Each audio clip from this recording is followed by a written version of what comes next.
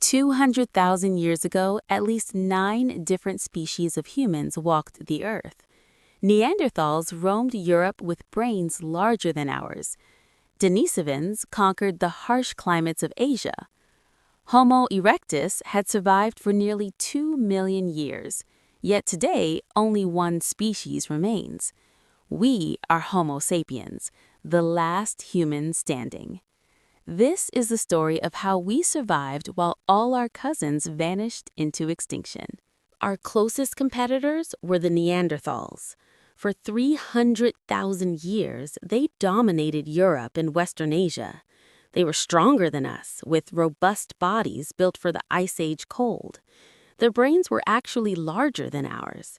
They were skilled hunters who crafted sophisticated tools and even buried their dead with flowers. They were not the brutish cavemen of popular myth.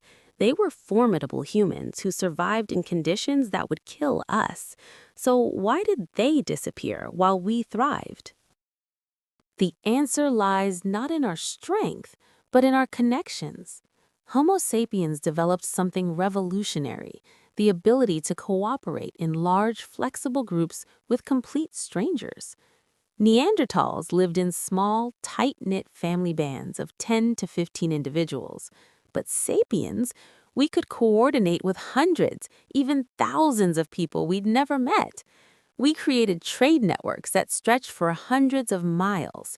A sapiens in Africa could use a shell from the Mediterranean coast, traded through dozens of hands.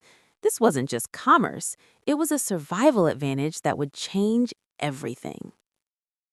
But cooperation alone wasn't enough. Around 70,000 years ago, something extraordinary happened in the brains of Homo sapiens, what scientists call the cognitive revolution. We developed the unique ability to create and believe in things that exist purely in our imagination. Gods, nations, laws, corporations, all fictions, but fictions that allowed us to cooperate in ways no other species could.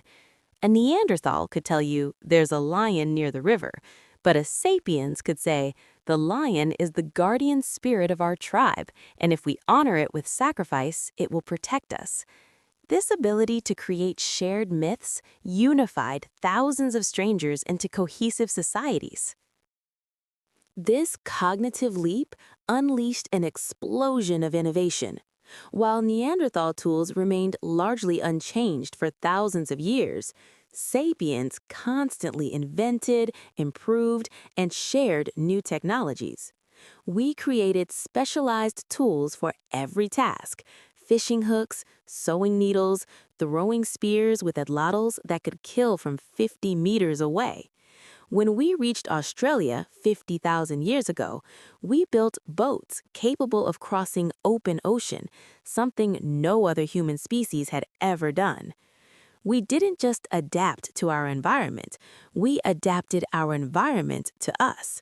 We used fire not just for warmth and cooking, but to reshape entire landscapes, driving game and promoting the growth of plants we favored.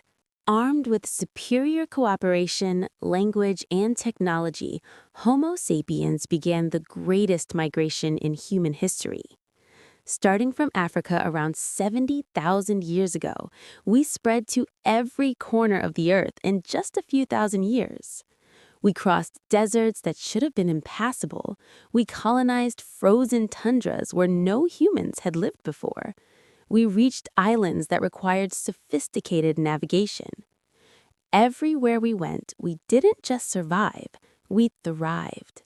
And everywhere we went, other human species vanished. Whether through competition for resources, violence, disease, or interbreeding, the pattern was clear. When sapiens arrived, other humans disappeared. For decades, scientists debated whether we killed off our cousins or merged with them. The truth, revealed by DNA analysis, is both. We did interbreed. Today, if you're of European or Asian descent, about 2% of your DNA comes from Neanderthals. Denisovan genes helped modern Tibetans adapt to high altitudes. But this genetic mixing was limited. The overwhelming majority of Neanderthal and Denisovan genes disappeared while Sapiens DNA dominated. We didn't just replace them, we absorbed a fraction and overwhelmed the rest. The final Neanderthals died out around 40,000 years ago on the edges of Europe and Asia, driven to marginal territories where they could no longer compete. But our survival came at a devastating cost, not just to other humans, but to the entire planet. Wherever Homo sapiens migrated, a wave of extinctions followed. Australia's giant marsupials, North America's mammoths and ground sloths, New Zealand's massive moa birds, all vanished within centuries of our arrival. Were we directly responsible? The evidence is damning. We were more efficient hunters than any human before us. We used fire more aggressively, and unlike other predators, we could adapt and innovate faster than our prey could evolve defenses. Our very success was ecological catastrophe for countless species. The same traits that saved us doomed them. Today, we are unique in the animal kingdom, the only human species left alive.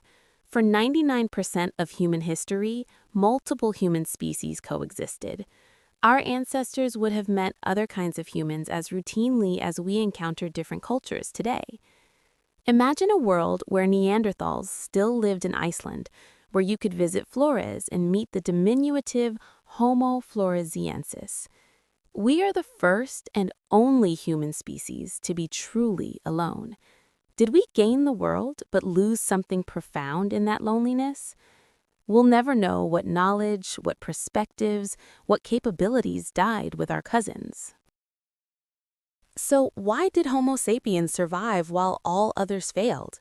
It wasn't our strength, our brain size, or even our intelligence. It was our ability to imagine together, to believe in shared fictions, to cooperate flexibly in massive numbers. It was our relentless innovation and adaptation. But as we face new challenges, climate change, ecological collapse, emerging technologies, we must remember the same traits that made us sole survivors nearly caused our own extinction multiple times. We came within thousands of individuals during the Toba supervolcano eruption. The question now isn't just why we survived the past, but whether the traits that saved us then will doom us now. We are the descendants of the last humans. What we do next will determine if we remain a warning or an inspiration.